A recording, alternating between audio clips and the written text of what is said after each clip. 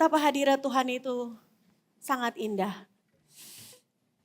Dan sebentar Kak Primi mau minta ya, kita bertepuk tangan yang keras untuk setiap teman-teman yang hari ini sudah melayani dari ibadah 1 bahkan dari kemarin. Dalam hitungan ketiga kita beri apresiasi ya, 1, 2, 3. Lebih keras lagi, lebih keras lagi. Army of God, Kak Primi bangga sama kalian. Apa yang kalian punya, pikiran kalian, hati kalian, tenaga kalian, talenta kalian dipersembahkan sama Tuhan. Mungkin Tuhan jauh lebih bangga. Tapi izinkan Kak Primi say thank you. Untuk setiap jerih lelah payah kalian dalam melayani Tuhan. Mungkin ada yang bisa jadi uangnya mepet gitu ya, bensinnya. Tapi harus melayani Tuhan. Mungkin ada kondisi-kondisi yang gak mudah dalam melayani tapi Anda tetap melayani. Wow. Hal yang baik. Hal yang harus dipertahankan. Hal yang harus tetap dihidupi bagi Army of God Yogyakarta. Dan bagi Anda yang belum melayani itu indah. Melayani itu menjagai kita. Melayani itu membuat kita semakin bertumbuh di dalam pengenalan akan Tuhan. Ada sukacita, ada gesekan pasti. Tapi ada pembentukan dalam kehidupan kita. Tahun 2025 jadi tahun kemenangan dan tahun berkat internasional. Tapi ada yang harus kita persiapkan sebelum kita masuk lebih dalam di tahun 2025. Ini masih awal Januari, masih permulaan tahun. Waktunya kita masih refleksi. Mungkin ada beberapa orang yang masih slow living gitu ya. Beberapa waktu saya lihat postingan teman-teman, rasanya masih slow living gitu. Masih untuk memulai segala sesuatu, target, tujuan, tes, ujian, apapun itu kayak masih slow living gitu ya. Masih pelan perjalanannya.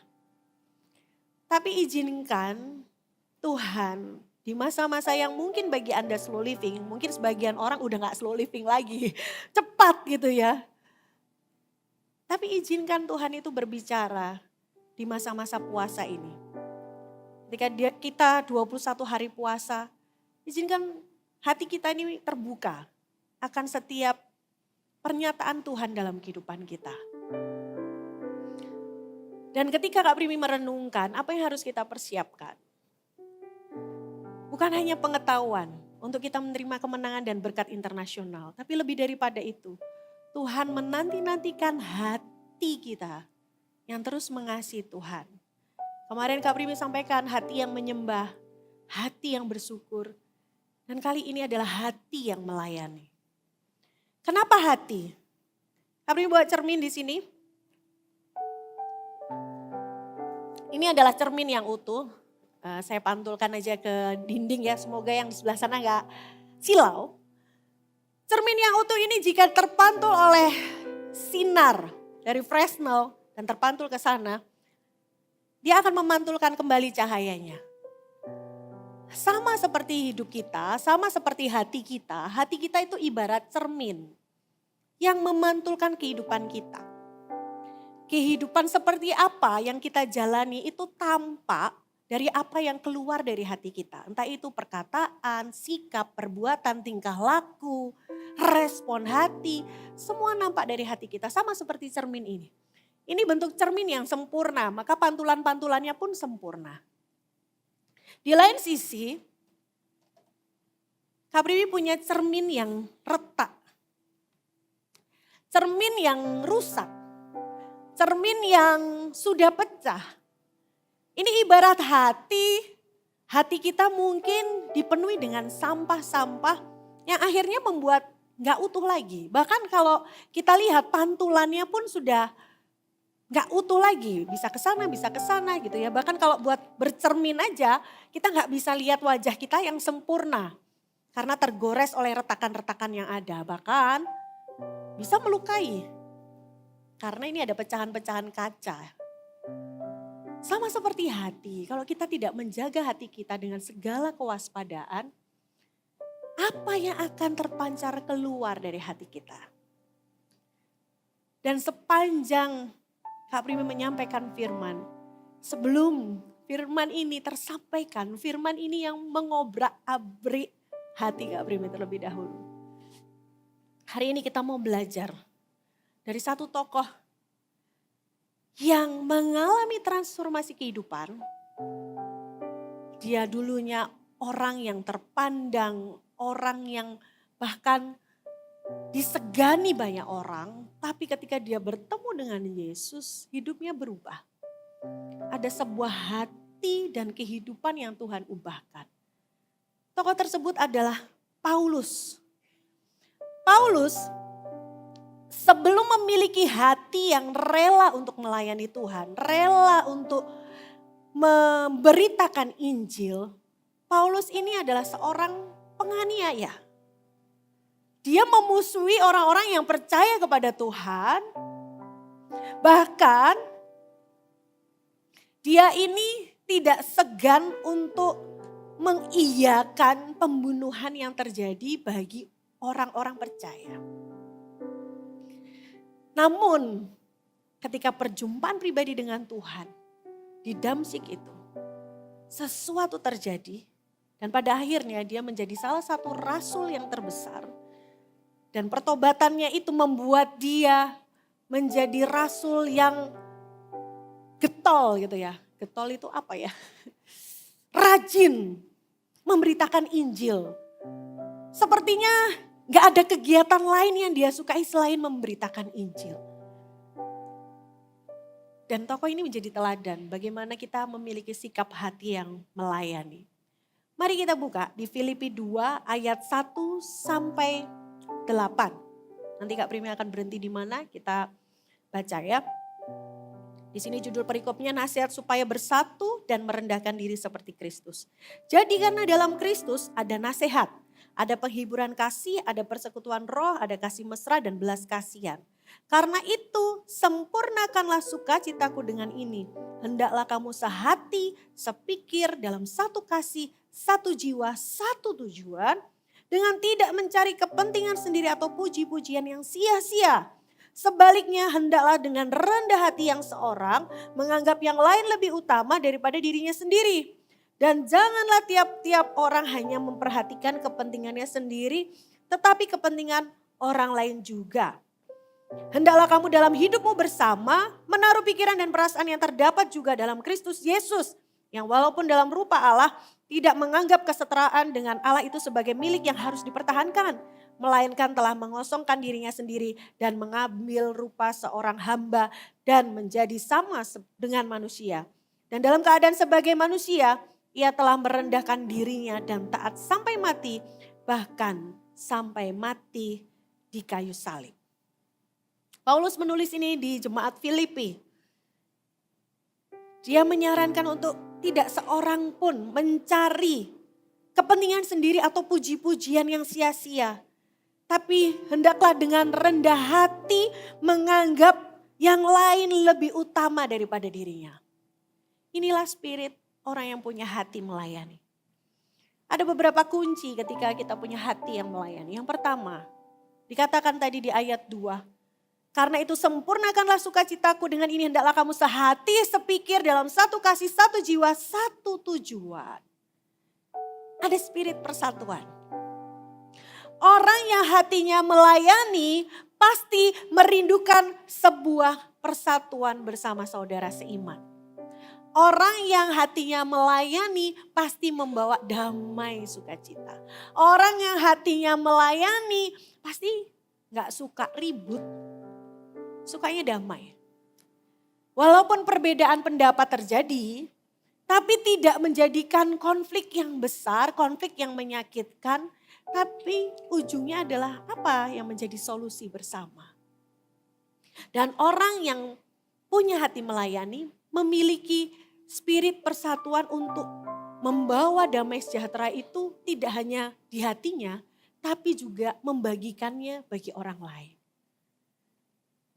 Dan orang yang punya hati melayani itu rindu tidak hanya generasi-generasinya saja yang dimenangkan. Tapi dia mau ada untuk setiap generasi-generasi yang ada. Dia mau terlibat dalam setiap apa yang menjadi kehendak Tuhan dalam hidupnya.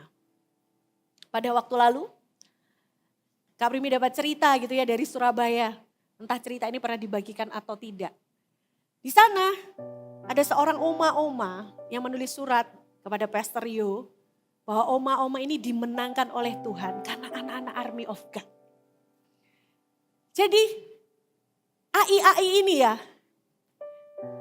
bukan AI ya, AI ini tinggal di apartemen dan setiap beberapa kali dia belanja, itu belanjaannya tuh dibantu sama teman-teman Army of God Surabaya.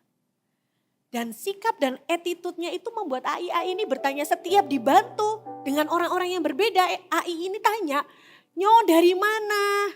GMS AI, nanti tanya lagi dari mana? GMS AI, dipikirnya AI ini GMS itu restoran. Dan ini suratnya ada nyata, Kak Primi pernah baca. Dan setelah itu ada seseorang yang menjangkau dia dan dia masuk dalam gereja, disitulah dia tahu bahwa anak-anak muda ini adalah anak-anak Army of God. Wow, bayangkan hanya karena membawakan belanjaan.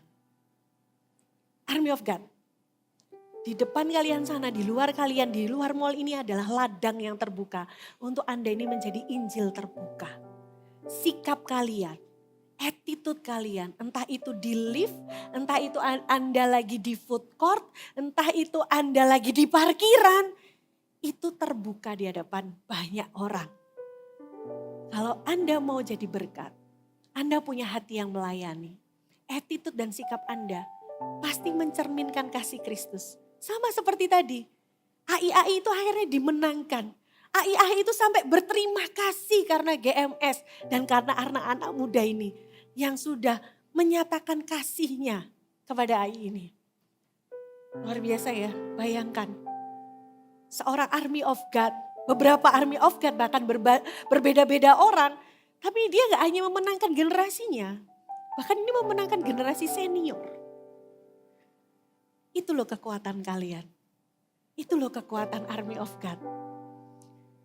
Kalian ini punya adrenalin, api yang berkobar-kobar dalam hati yang tidak bisa terbendung.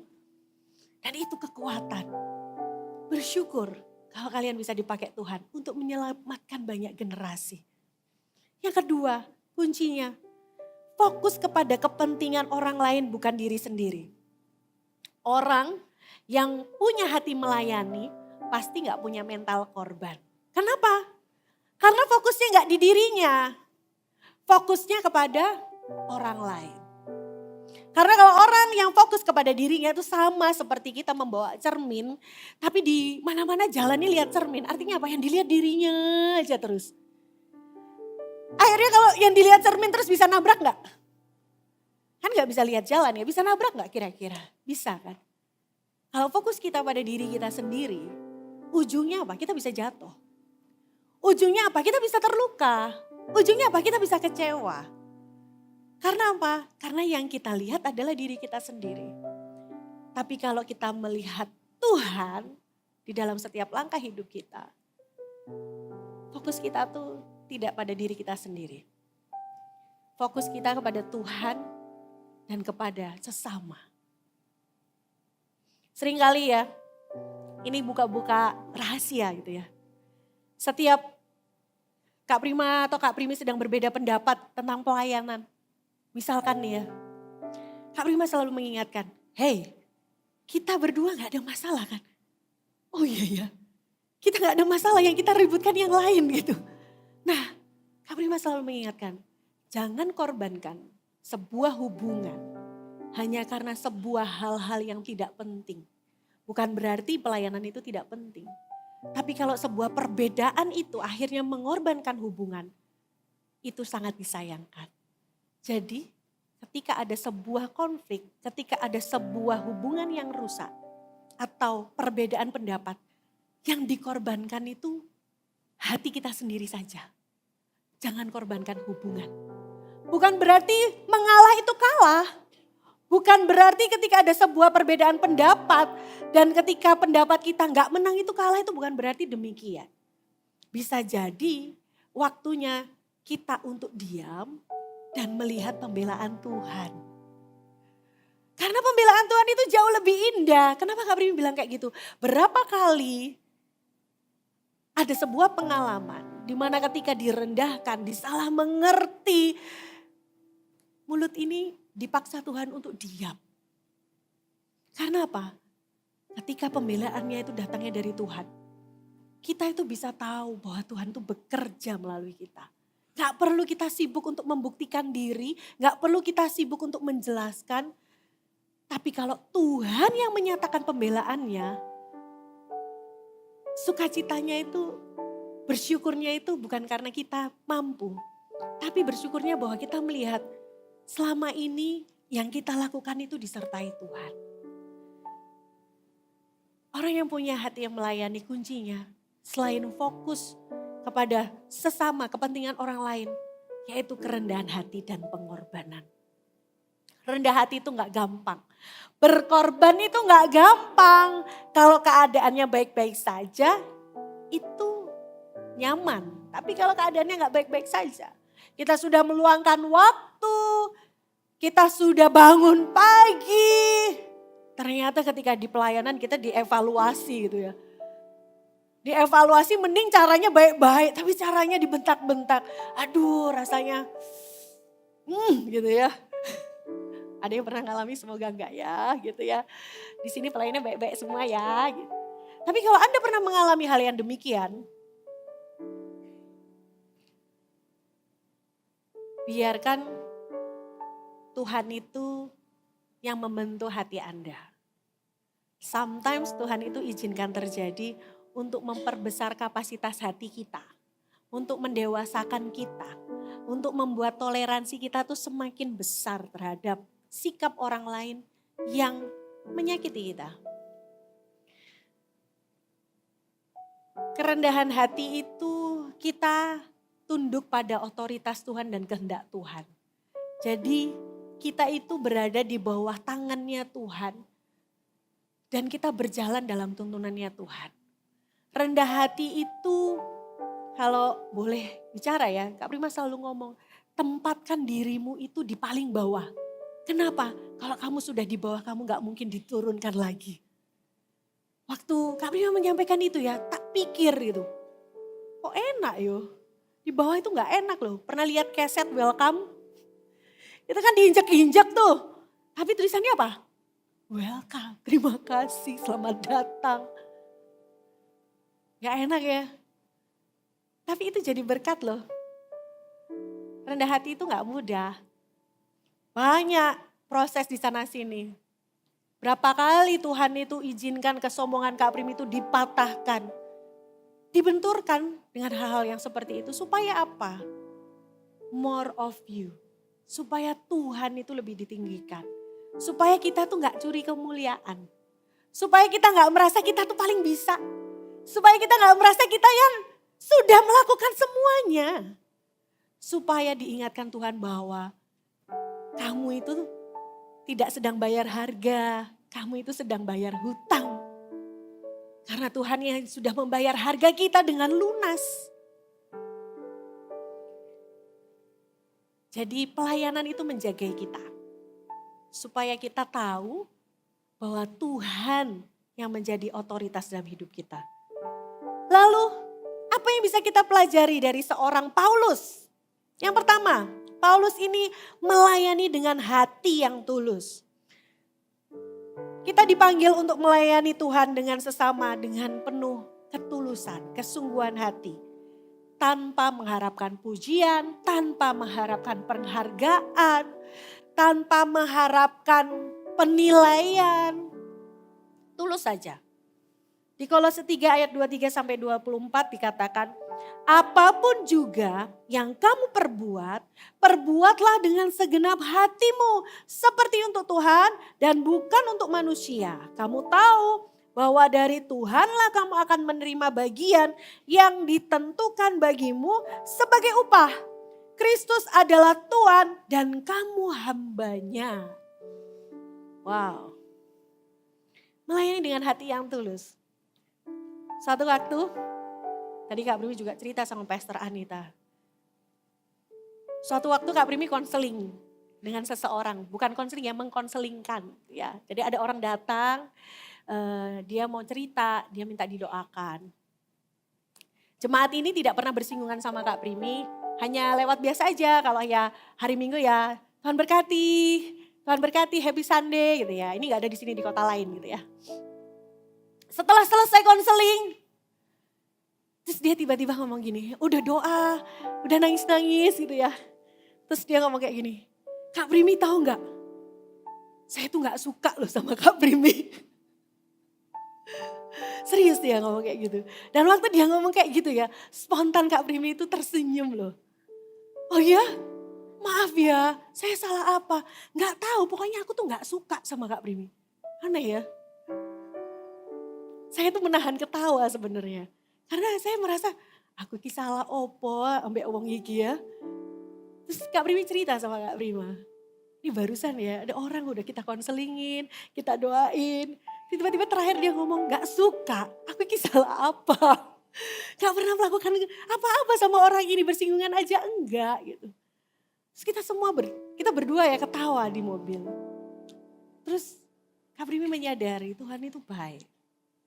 Itu salah satu ujian, apakah kamu melayani dengan tulus?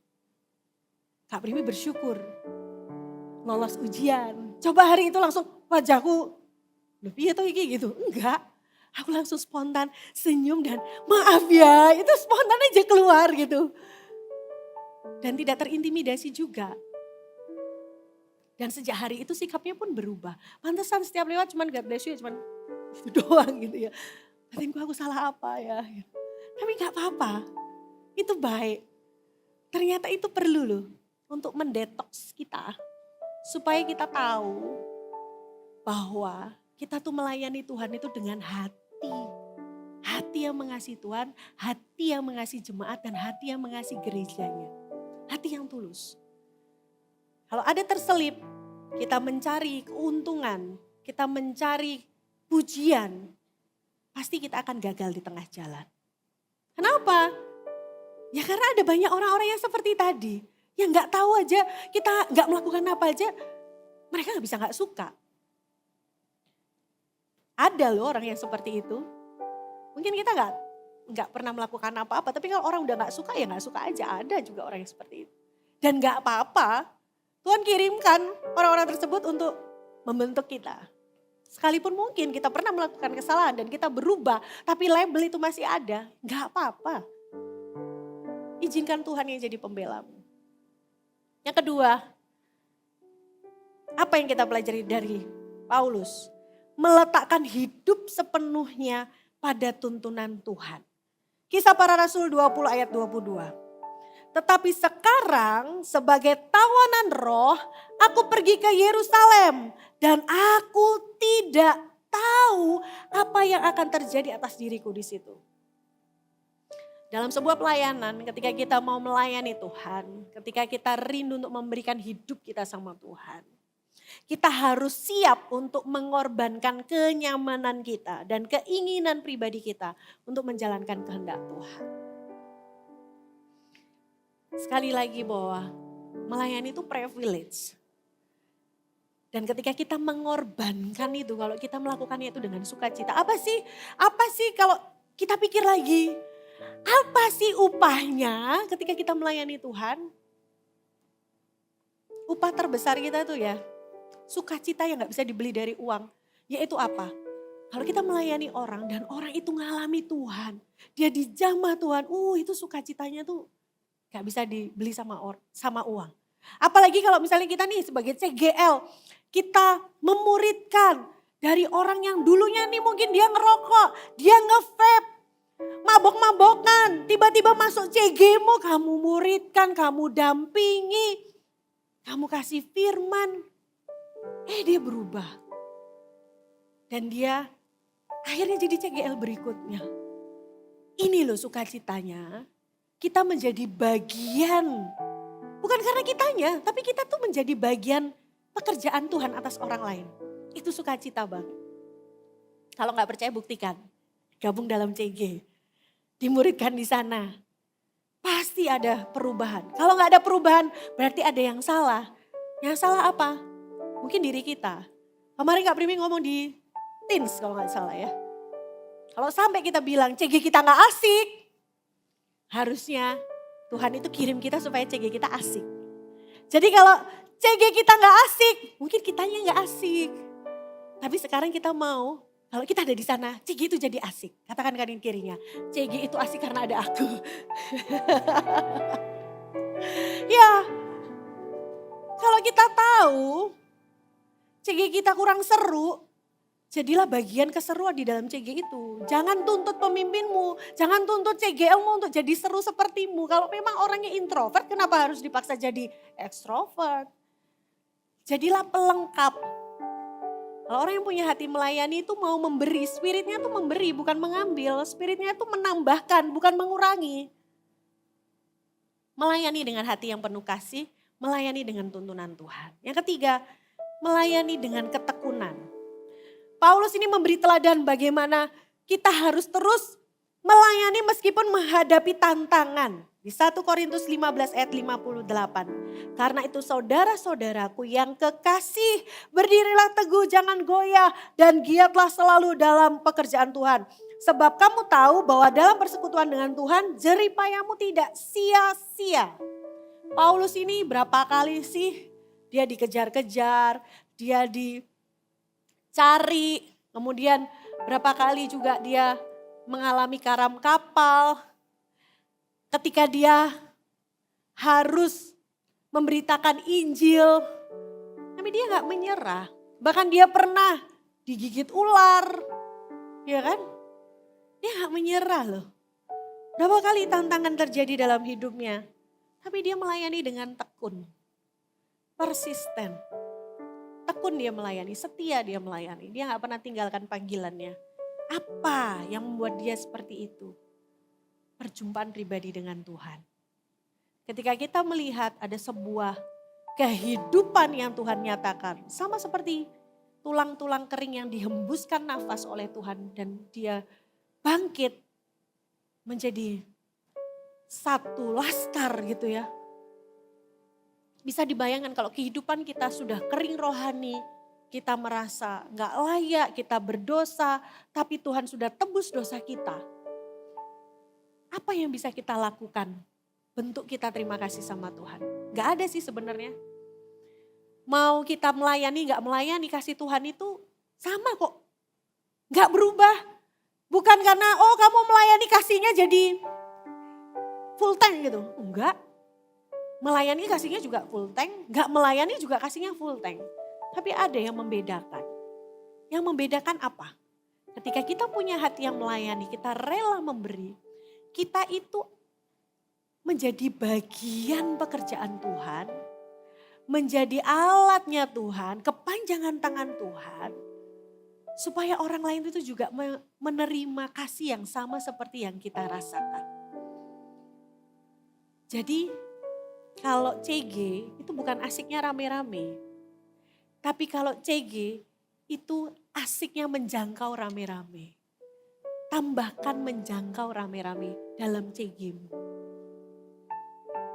Karena satu kebaikanmu untuk membawa orang itu dekat sama Tuhan, itu membawa dampak yang kekal. Mungkin saat itu ya, durasinya berapa lama sih AOG? Mungkin ada yang pulang, ada yang kembali ke kota. Tapi efeknya, kalau kita menjangkau seseorang dan orang itu mengalami Tuhan, itu efeknya sampai regenerasi ke bawahnya.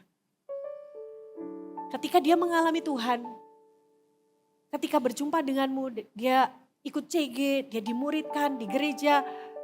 Terus ketika nanti ke depan dia udah pindah kemana, keluar kota, keluar negeri kita gak tahu. Terus dia menikah tapi dia hidup takut sama Tuhan. Bayangkan satu generasi ke bawahnya itu terselamatkan. Hanya karena satu ketaatan kita membawa dia untuk dekat sama Tuhan.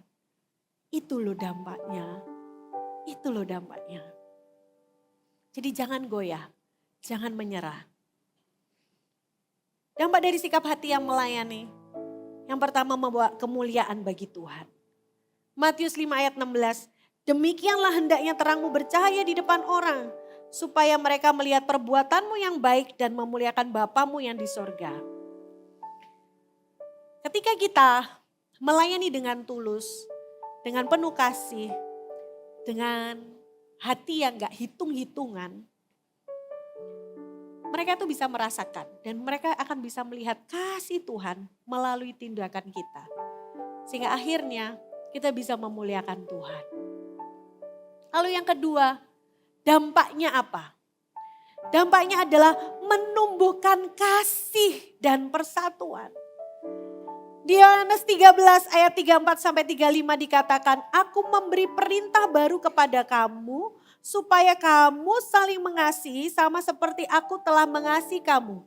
Demikian juga kamu harus saling mengasihi, dengan demikian semua orang akan tahu bahwa kamu adalah murid-muridku, yaitu jika kamu saling mengasihi. Melayani dengan hati yang penuh kasih itu membangun sebuah hubungan yang erat. Makanya gak heran kalau ada CG yang bertumbuh, penuh kasih, saling memperhatikan. Itu ada banyak orang-orang yang merasakan kasih Tuhan di CG itu. Kenapa? Karena ada kasih yang dibangun. Ada kasih Kristus di sana. Ada kasih Kristus di dalam gereja ini. Lewat apa? Lewat sambutan teman-teman Asyar. Lewat kameramen yang ada di sana. Lewat teman-teman Espro. Lewat teman-teman PAW. Kita bisa merasakan loh kasih Tuhan lewat apa yang mereka lakukan. Karena apa? Ketika mereka melayani Tuhan pun awalnya kenapa? Karena mereka juga mengalami perubahan. Mereka mengalami perjumpaan pribadi dengan Tuhan. Dan yang ketiga dampaknya adalah menjadi teladan bagi orang lain. Paulus berkata kepada Timotius di 1 Timotius 4 ayat 12. Jangan seorang pun menganggap engkau rendah karena engkau masih muda. Tetapi jadilah teladan bagi orang-orang percaya dalam perkataan, tingkah laku, kasih, iman, dan kesucian. Ketika kita melayani dengan hati yang tulus, dengan hati yang murni, hidup kita ini memancarkan kebaikan kepada orang lain. Seperti doa Kak Primi tadi, menjadi Injil yang terbuka. Firman itu hidup di dalammu, firman itu menjadi sesuatu yang mengubahkan orang lain lewat perbuatanmu, lewat sikapmu, lewat senyumanmu. Mungkin ada beberapa kali bisa jadi loh, asyir-asyir yang bertugas sebelum berangkat ke sini itu dia ngalami sesuatu, mungkin ada hal-hal yang gak enak di dalam kehidupannya. Tapi karena dia melayani Tuhan, dia tersenyum dengan lebarnya. Dan senyumannya itu memberkati orang lain. Walaupun dia sedang kendalikan dirinya, untuk dia gak punya mental korban. Itu loh, kalau kita melayani dengan hati yang tulus, apa yang kita lakukan itu menginspirasi orang, menjadi teladan. Yang keempat, dampaknya apa? Menghasilkan buah roh. Galatia 5 ayat 22 sampai 23. Tetapi buah roh ialah kasih, sukacita, damai sejahtera, kesabaran, kebaikan, kemurahan, kesetiaan, kelemah lembutan, penguasaan diri. Tidak ada hukum yang menentang hal ini.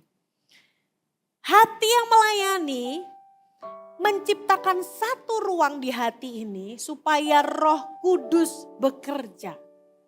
Ketika kita melayani dengan tulus, buah roh itu tampak. Seperti yang Kak Primi bilang tadi. Mungkin dulunya Anda temperamen, tapi ketika Anda melayani, Anda diajarkan bagaimana menjadi kekasih Kristus, menjadi murid Tuhan Yesus yang mengasihi, ada perubahan hidup dalam hidupmu. Mungkin yang dulunya kalau ngambek itu bisa berhari-hari di kamar dan gak keluar kamar. Mungkin dulunya ditinggal pacar rasanya ingin mati aja. Mungkin dulunya baperan, tapi ketika melayani sering dibentuk, digesek, akhirnya jadi dewasa. Akhirnya ada buah-buah roh yang keluar, jadi lebih sabar, lebih punya kasih, lebih punya toleransi. Kalau masih ada orang-orang yang melayani tapi buah-buah rohnya gak muncul, ada sebuah pertanyaan berarti. adakah dia ini sedang melayani Tuhan atau melayani manusia? Karena Kak Primi yakin dan percaya kalau kita melayani Tuhan dengan tulus, pasti ada perubahan dalam kehidupan kita. Pasti. Kenapa Kak Primi bilang pasti? Karena Roh Kudus itu bekerja dalam hati kita. Kita manusia gak mampu mengubahkan diri orang lain. Apalagi kita tuh mungkin punya kecenderungan untuk berubah aja sulit. Tapi ketika kita mengandalkan Tuhan, ada Roh Kudus dalam hati kita akan dimampukan untuk buah-buah roh itu keluar dari diri kita. Yang terakhir, dampak dari melayani apa? Membuka pintu berkat. Lukas 6 ayat 38. Berilah maka kamu akan diberi suatu takaran yang baik, yang dipadatkan, yang diguncang, yang tumpah keluar akan dicurahkan ke dalam ribaanmu. Sebab ukuran yang kamu pakai untuk mengukur akan diukurkan kepadamu. Ketika kita melayani dengan ikhlas, dengan tulus, Tuhan yang menyediakan berkatnya bagi kita. Berkat itu gak melulu uang. Berkat itu apa? Teman yang baik di dalam pelayanan. CGL yang memperhatikan. Gembala yang mengasihi. Apa lagi? Berkat itu gak cuman melulu uang guys. Waktu yang efektif. Tahu gak? Melayani itu kita justru mendapat banyak pengalaman. Mungkin yang dulunya kita masuk pertama kali, mungkin tim PAW gitu ya. Kita mungkin gak sejago sekarang, tapi karena kita terus melayani, jam terbangnya semakin sering, kita semakin jago. Karena ada kesempatan untuk kita tuh mengekspresikan atau mengapresiasi talenta yang Tuhan beri lewat pelayanan kita. Jadi melayani itu justru memperbesar kapasitas kita. Mungkin prayer nih misalnya. Yang dulu awalnya berdoanya tuh hanya kata-katanya terbatas. Tapi semakin dia masuk dalam hadirat Tuhan, dia berbahasa roh, dia berdoa syafaat, tiba-tiba ada banyak ketajaman, penglihatan, mimpi, karunia nubuatan yang Tuhan berikan. Itu loh. Melayani itu dampaknya itu bukan hanya kepada orang lain tapi diri kita sendiri. Dan kita akan semakin jatuh cinta sama Tuhan. Karena kita tahu bahwa kesempatan melayani itu adalah kesempatan yang berharga. Jangan sia-siakan waktu kita. Anak muda, mungkin kita merasa umur kita tuh masih muda. Jadi kita bebas melakukan apa yang bisa kita inginkan. Tapi yang namanya kematian itu tidak pernah kenal usia. Kenapa Kak Primi menyatakan kayak gini? Suatu waktu ketika Kak Primi menggembalakan salah satu anak muda. Tidak pernah disangka-sangka. Satu altar call itu mengubahkan hidupnya. Dia yang dulunya itu terikat sama game. Sampai orang tuanya tuh sampaikan gimana ya caranya Kak dia berhenti sama game. Satu altar call itu mengubahkan hidupnya. Dia mengalami perjumpaan pribadi sama Tuhan. Dia berubah. Dia bisa di satu kota itu ya. Dia bisa doa keliling sendirian. Di sekolah-sekolah. Dan ketika pertemuan-pertemuan meeting itu ya. Anak yang biasanya tuh dia mungkin tukang komplain.